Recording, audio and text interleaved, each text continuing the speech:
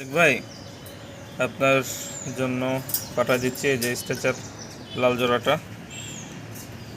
Ready, একদম সম্পূর্ণ সুস্থ, চলে যাবে বগুড়ায়।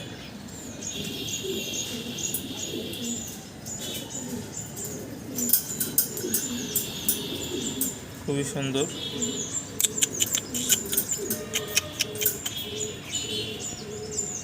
প্যাকেট করতেছি।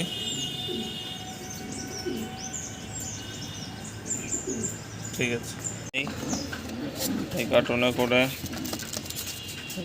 করে পাঠিয়ে দিচ্ছি।